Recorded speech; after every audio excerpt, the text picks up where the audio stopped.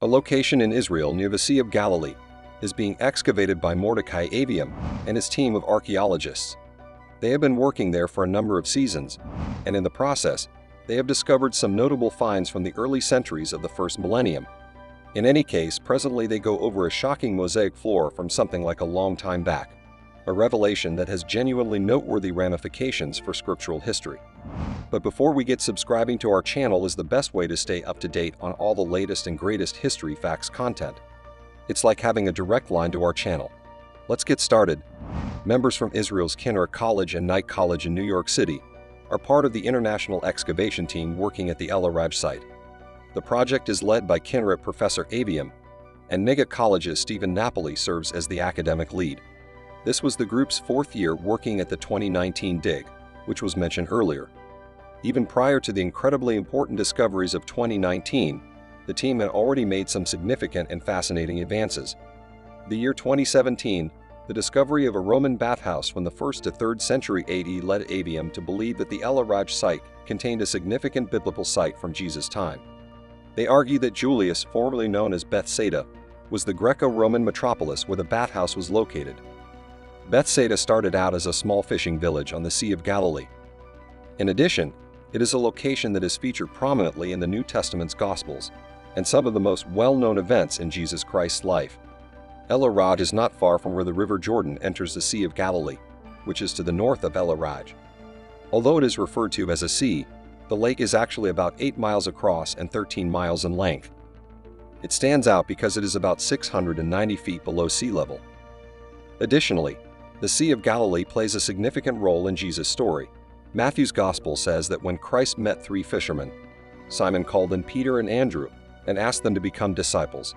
He stated to them, "Follow me, and I will make you men's fishers." Jesus found James and John, 2 additional fishermen, shortly after, and they also became his followers.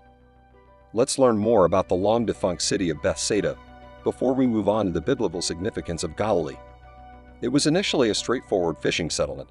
However circuitous the year 30 promotion, the ruler Herod Philip, the second otherwise called Philip the Tetrarch, rolled out a significant improvement to the fishing town status.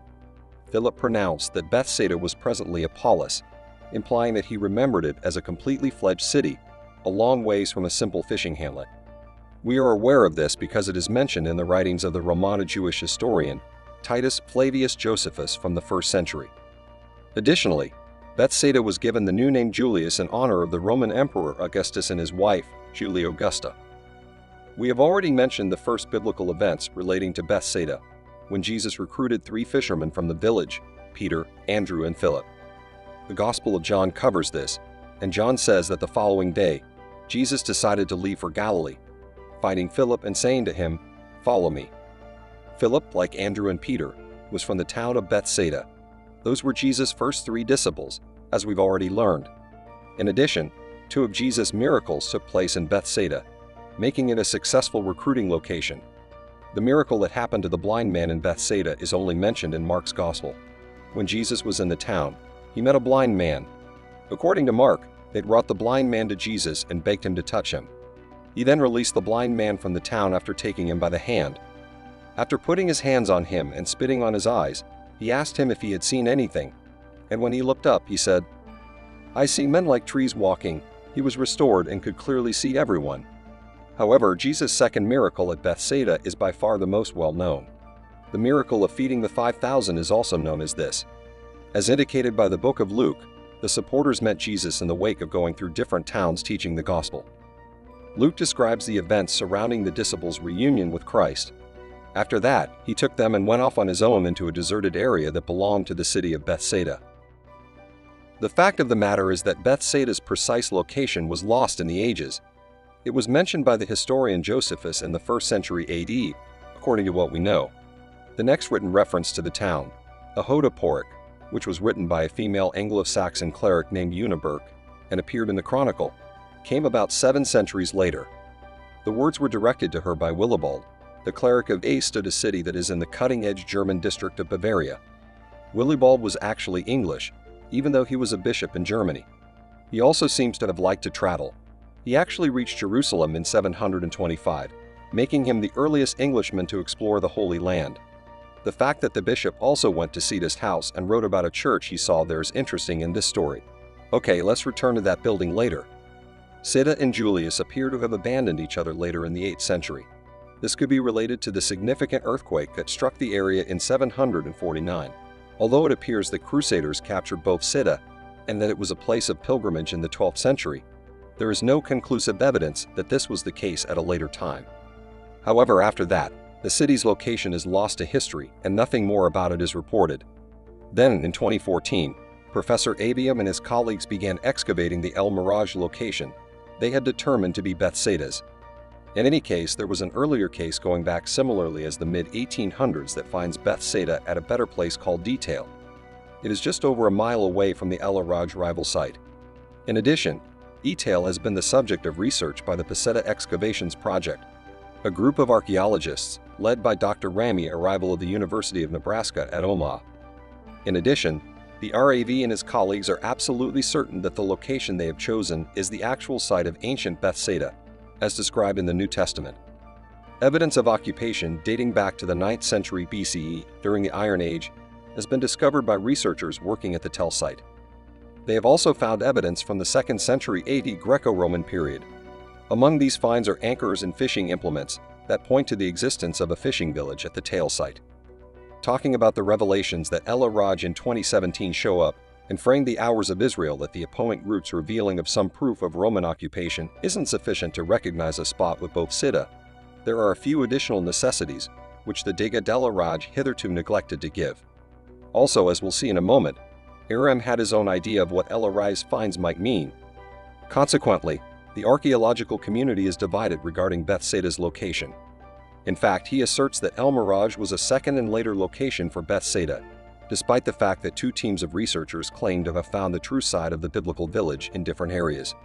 The Rav told the Times of Israel about his theory. He said that a geological disaster pushed the northern shore of the Sea of Galilee further south during the Byzantine period, from the 4th to 6th centuries BC.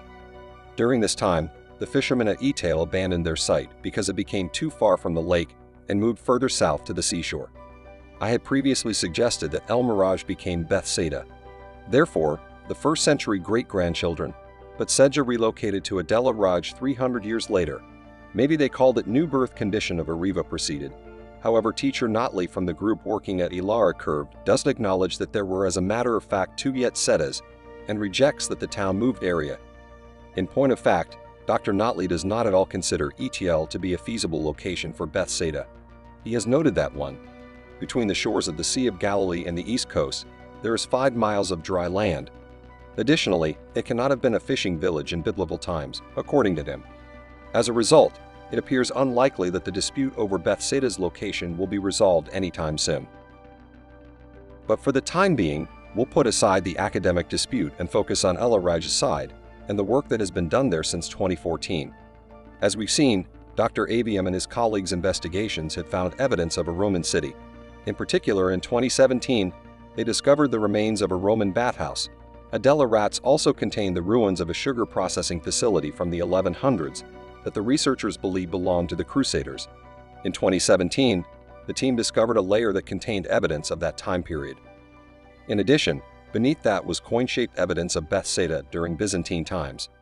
Additionally, the team found a number of pieces of Roman porcelain from the 1st to 3rd century AD. At the Bethsaida of El-Araj excavation in 2018, more evidence of the Roman Paulus Julius was discovered. Pieces of red fresco were among the items, indicating a fairly opulent Roman settlement. Additionally, Avium and his team discovered fragments of an oil lamp that Jews have known to have used.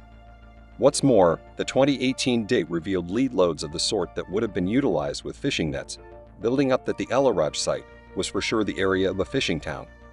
Of course, the Bible refers to the town of Bethsaida as such, but the most exciting evidence at this location was discovered during the 2019 excavation. To fully comprehend the significance of the 2019 find, we must travel to 725, the year that Willibald, about whom we previously heard, visited the Holy Land. A walk along the shores of the Sea of Galilee was part of his trip. In an interview with the Biblical Archaeology Society website, AVM talked about this event. Naturally, the testimony of a Christian traveler from the 8th century named Willibald, who walked from Capernaum to Cursi and claims to have passed through a place called Bethsaida, where an apostles' church was located, according to Avium. In addition, a senior religious leader by the name of Theodosius traveled around 6 miles from Bethsaida in the 6th century.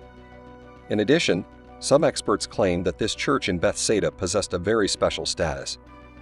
It is true that it was built on top of the house where 2 of Jesus' apostles were recruited. Andrew and Peter survived.